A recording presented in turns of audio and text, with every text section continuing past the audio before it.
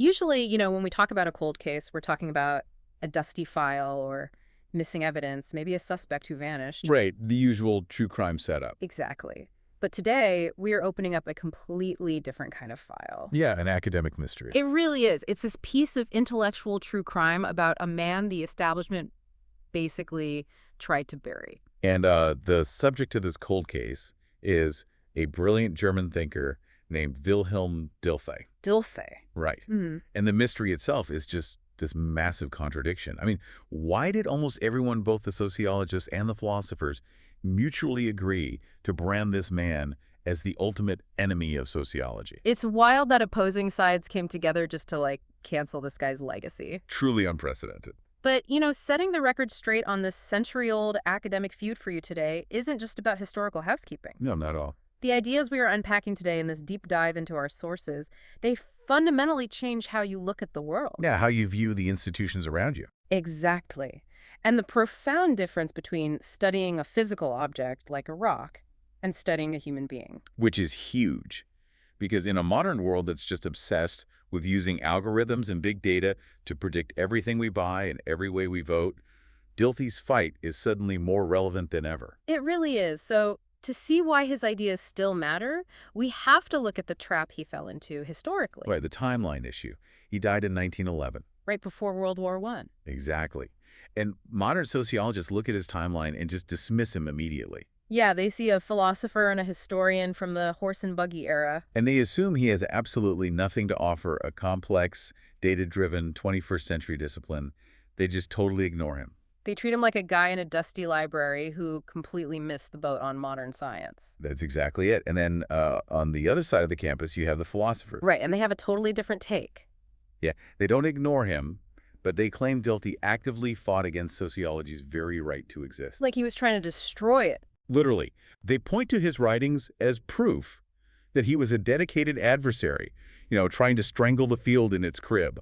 So the sociologists pretend he doesn't exist, and the philosophers say he was the supervillain of social science. Basically, yeah. But the mission of this deep dive today is to show that this artificial wall built between Dilthey and sociology is just a total illusion. Completely. It completely distorts his incredible contributions to how we understand society. So we are going to clear his name. We are. But before we clear his name, we have to examine the supposedly damning evidence against him.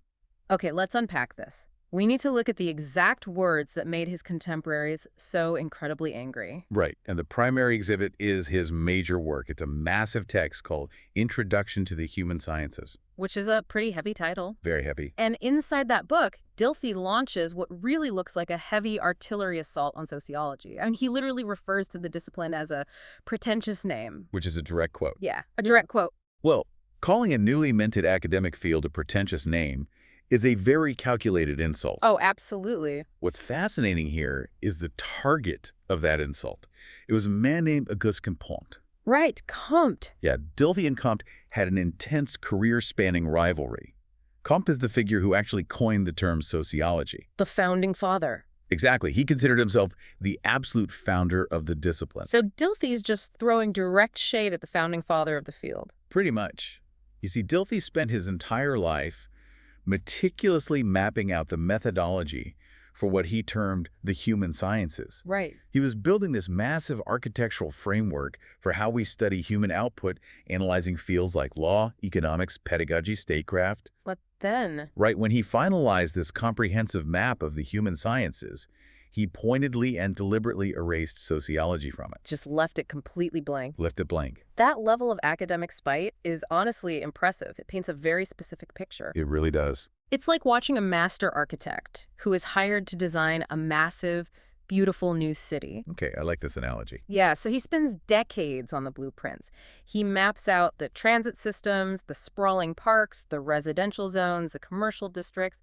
It is a masterpiece of urban planning. Right. But he stubbornly refuses to include a town hall anywhere in the city. Just completely omits it. Exactly. And when you look into it, you realize he excluded the town hall simply because he personally despises the current mayor. That is a perfect way to describe it. You look at that and think it's just a petty, irrational rejection of the very concept of civic government. And his contemporaries viewed his work through that exact lens.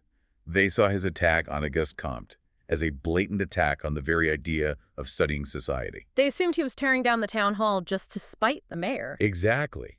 But this is where we have to ask the big question. Right. If Dilthey supposedly hated the study of society so much, why was his entire life's work actually obsessed with how humans live together? Right.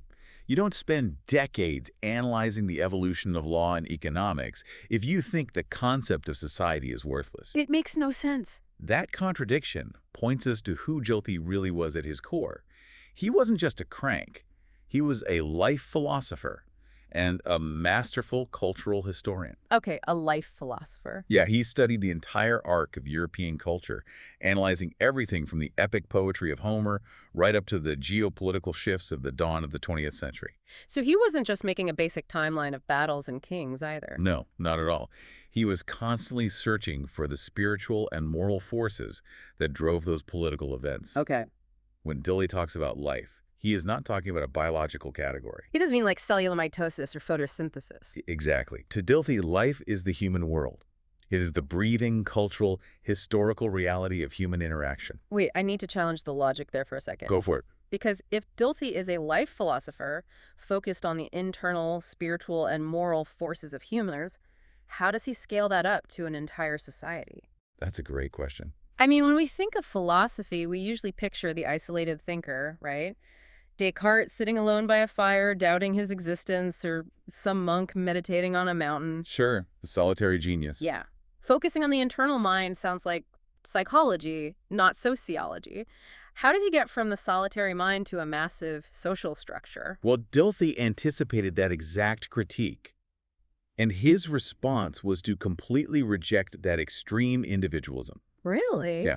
He said the solitary thinker by the fire is an illusion.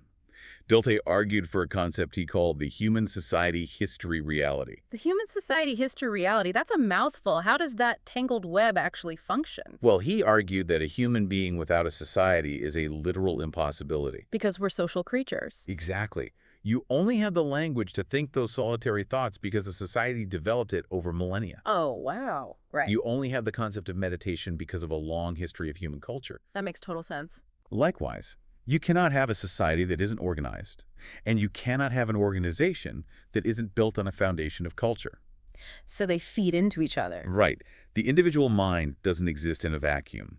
It is entirely shaped by the social and historical reality it inhabits, while simultaneously shaping that reality right back. So the individual and the society are really just two sides of the exact same coin. They are inseparable. Yeah. And this leads to a crucial mechanic in Dilthey's framework, his concept of super-individual entities. Super individual. Yeah.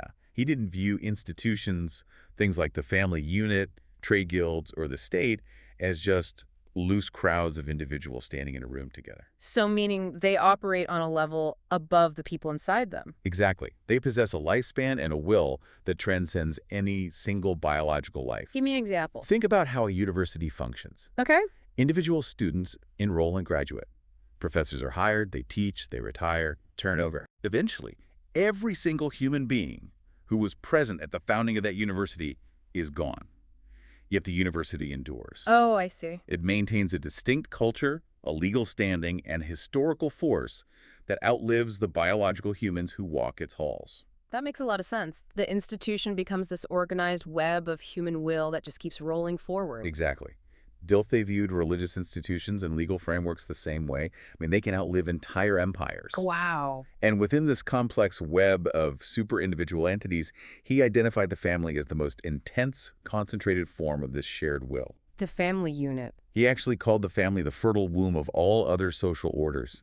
Every other massive societal structure radiates outward from that primary, intense bundle of human connection and shared purpose. Okay, but wait, if he views institutions as these super individual entities with their own immense lifespan and force, he's clearly admitting that society operates on a massive complex scale, right? He is. So why not just let Auguste Comte study that scale? Why reject sociology altogether? Well, because understanding how deeply Dilthey revered these social structures brings us to his absolute, uncompromising separation of society and nature. Society and nature. Yeah, this is the great divide in his philosophy. Here's where it gets really interesting. For Dilthey, society is our world. It is a world saturated with human will, emotion, and purpose. Right. Nature, on the other hand, is completely alien to us.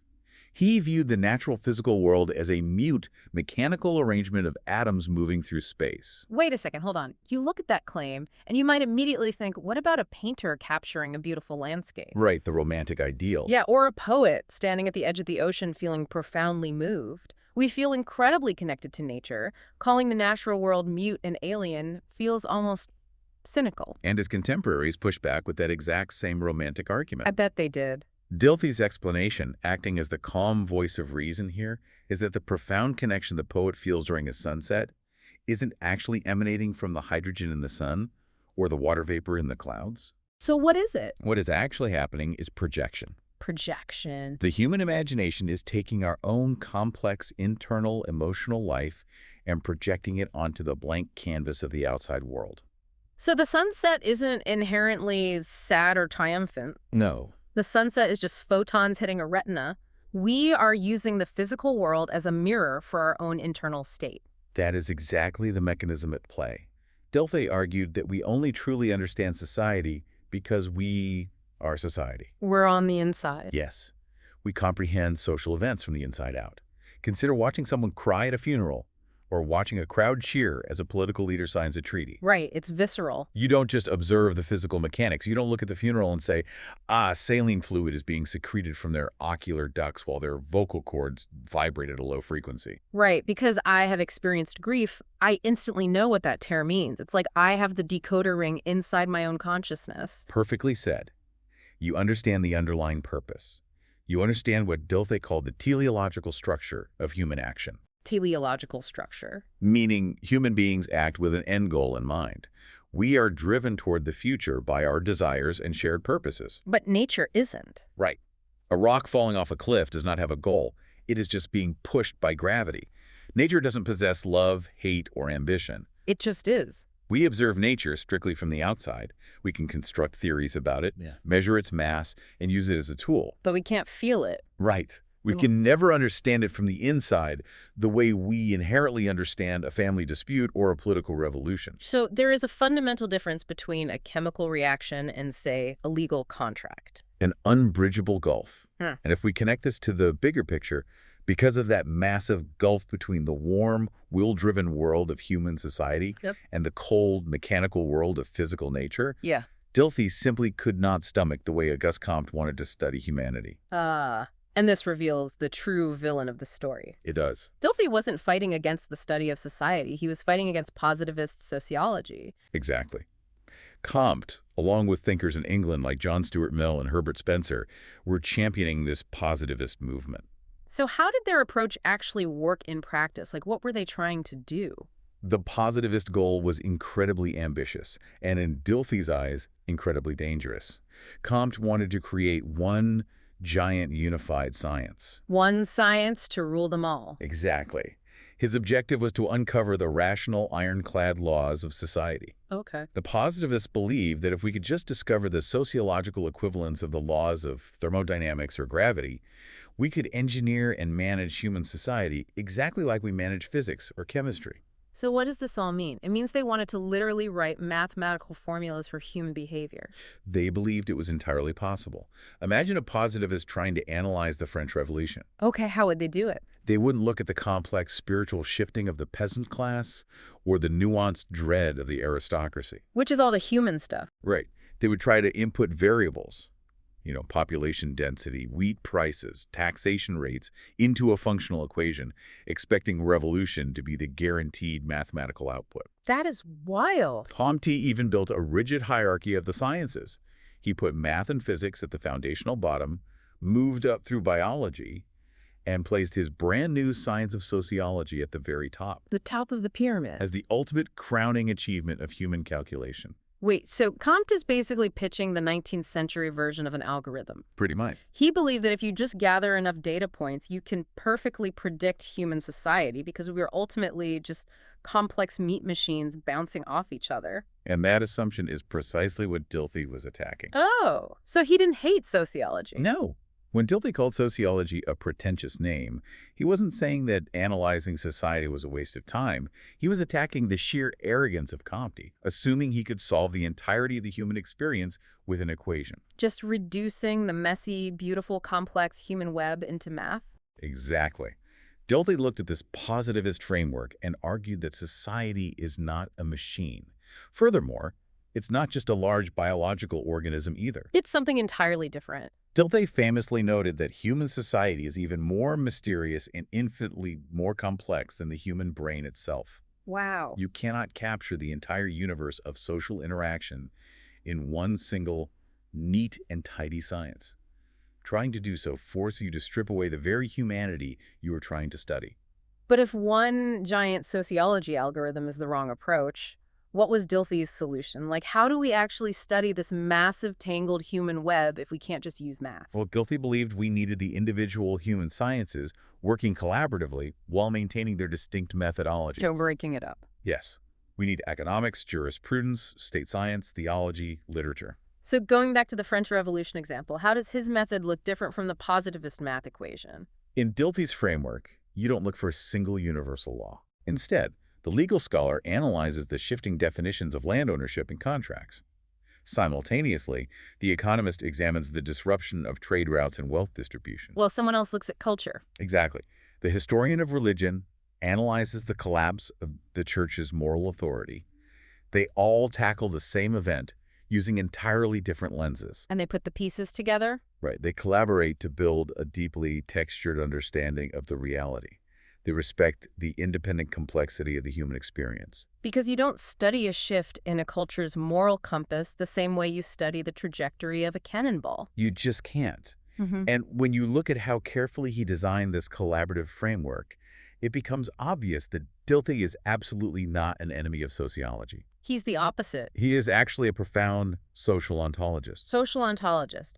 Break that term down for us. What does being a social ontologist mean in practice? Well, ontology is the study of the nature of being. By meticulously defining the difference between the physical world and the human world, Dilthey mapped the very essence of social reality. He defined what a society is at its core. Yes, a web of super-individual structures driven by human will. Yeah. He didn't want to destroy the study of society. He wanted to protect it. Exactly, protect it from being violently shoved into the wrong box. That completely changes the legacy of the man. It really shows you, as a listener, how the labels we slap onto fields of study can entirely blind us to the actual insights inside them. Oh, absolutely. The academic world spent a century writing this guy off as a bitter philosopher who hated sociology, when in reality, he was a pioneer. A pioneer who cared deeply. He cared so deeply about the texture of the human experience that he fought tooth and nail to protect its uniqueness. He refused to let our families, our art, and our shared history be treated like a mere science experiment in a petri dish. It really is the story of a visionary who was sidelined because he refused to conform to the fashionable scientific trends of his day. Yeah. And that historical tension leaves us with an incredibly vital question for our own time. Let's hear it. If Dilthey fought this intensely against the 19th century positivist idea that human society could be perfectly managed, measured, and predicted like a physics problem. What would he think about today? Exactly. What would he think about the world we live in right now? Because our current world is basically a Comte's wildest dream come true. We're living in an era obsessed with big data and predictive modeling. We deploy cold, hard algorithms to predict every consumer desire. Yep, every time you open an app. To forecast election outcomes and to mathematically model social movements before they even happen. It's all math now. Dilthey warned us over a century ago that humans are not predictable machines. His critique forces us to ask, are we falling right back into the positivist trap? Are we trying to turn the warmth and complexity of the human web into cold, mute mathematics all over again? It's like trying to judge the emotional impact of a Beethoven symphony by exclusively measuring the decibel level of the violins. That's a great way to put it. You might have perfectly accurate data, but by reducing the experience to a number, you have entirely missed the music. Completely missed it.